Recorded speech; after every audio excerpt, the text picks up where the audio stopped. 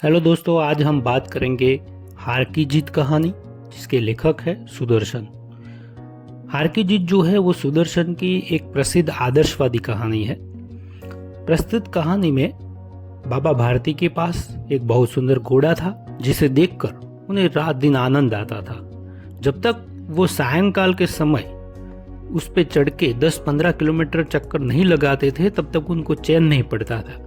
तो उस घोड़े की जो बात है वो उस इलाके के एक मशहूर डाकू खड़क सिंह थे, उनको पता चलती है। और उनका नाम था, जो घोड़े का नाम, वो सुल्तान था।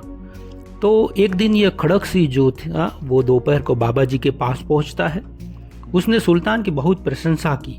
बाबा जी ने कहा कि सचमुच घोड़ा बांका है, क्योंकि अपनी चीजें बताते समय लोगों को बहुत आनंद आता है। तो उन्होंने अस्तबल में खड़क सिंह को ले जाकर घोड़ा दिखाया। खड़क सिंह घोड़ा देखकर आश्चर्यचकित हो गया कि ऐसा घोड़ा तो डाकू के पास होना चाहिए था, बाबा के पास क्यों है, साधु के पास क्यों है। तो उसने बाबा भारती से कहा कि यह घोड़ा मैं तुम्हारे पास रहने नहीं दूंगा, ऐसा उनको खुला चैलेंज दिया।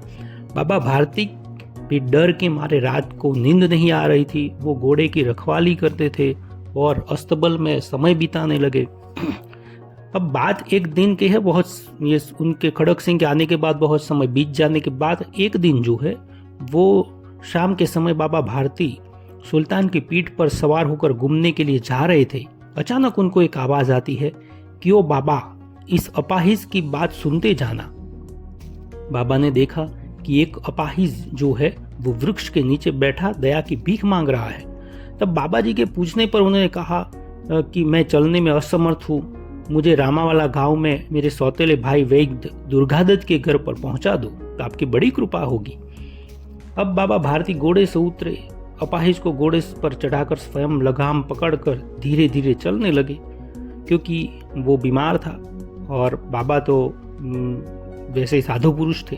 तो सहसा उन्होंने एक झटका लगा और लगाम हाथ से छूट गई और बाबा देखते ही रहे कि जो अपाहिज व्यक्ति था वह घोड़े की पीठ पर तन कर बैठ गया और घोड़ा दौड़ाकर वो चला गया। और वह अपाहिज व्यक्ति कौन था दोस्तों? तो वो डाकू खड़क सिंह था, जो उस वक्त उन्होंने कहा था कि मैं ये घोड़ा तुम्हारे पास रहने नहीं दूंगा।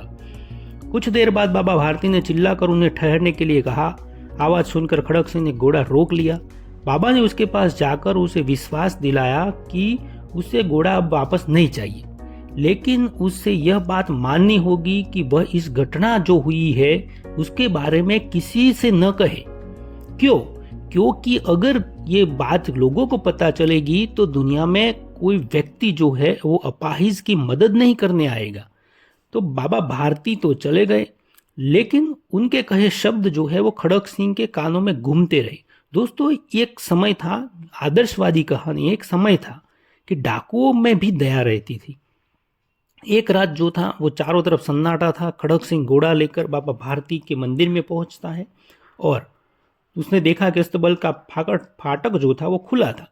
उसने सुल्तान को वहां बांध दिया, फाटक बंद करके चला गया। इस समय उसकी आंखों में नेकी के आंसू थे, मतलब कि रो रहा था। अब सुबह जब बाबा भारती जो थे वो कुटिया से बाहर निकले और स्नान करने के पश्चात अस्तबल की ओर मुड़े तो घोड़े ने स्वामी के पांव की चाप को पहचान लिया, क्योंकि पशु जो है अपने स्वामी के पैरों की पहचान लेता है। वह जोर से हिनहिनाया और बाबा दौड़कर अपने घोड़े से लिपट कर रोए। घोड़े को प्यार करते हुए कह रहे थे कि गरीबों की सहायता करने से अब कोई मुंह नहीं मोड़ेगा, क्योंकि यह आदर्शवादी कहानी है। अगर यथार्थवादी होती तो आप देखते कि यथार्थवादी कहानी में ये सारी चीजें नहीं होती, किंतु आदर्शवादी कहानी में होती है।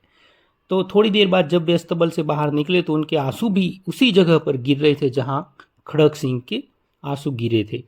तो दोनों की आंसू उस भूमि जो थी उस मिट्टी में मिल गए। तो इस प्रकार दोस्तों, हार की जीत कहानी जो है सुदर्शन की लिखी गई प्रसिद्ध कहानी है। प्रसिद्ध कहानी में लेखक ने बाबा भारती, सुल्तान और डाकू खड़क सिंह की कथा का जो आश्रय है वो लेकर अपना संदेश दिया है कि हमें गरीबों, दीनहीन लोगों की, जो असहाय लोग हैं, उनकी सहायता करनी चाहिए। जब डाकू खड़क सिंह अपाहिज बनकर बाबा भारती से जबरन घोड़ा छीनकर भागता है तो बाबा ने उसे चेतावनी दी थी कि इस घटना का जिक्र किसी और के सामने मत करना, अन्यथा लोग जो है वो किसी की सहायता या मदद नहीं करेंगे। यही कारण है कि खड़ग सिंह जो है वो वापस सुल्तान को बाबा भारती के यहाँ पर बांध के चला जाता है। तो दोस्तों, हमें सबकी सहायता करनी चाहिए ताकि समाज में भाईचारा और सौहार्द बना रहे। इस कहानी के माध्यम से हमें यही सीख मिलती है कि व्यक्ति जो है वो कितना भी खराब हो या डाकू हो, किंतु उसमें भी एक दया भाव रहता है। यह आदर्श कहानी है, यथार्थ कहानी होती तो ऐसी चीजें नहीं होती। तो इस प्रकार से हार की जीत कहानी में आदर्शवादी कहानी के आधार पर आदर्श जो है वो गरीबों की मदद करने का है, और बाबा भारती जो है वो आदर्शवादी पात्र है, खड़ग सिंह भी आदर्शवादी पात्र है। Thank you.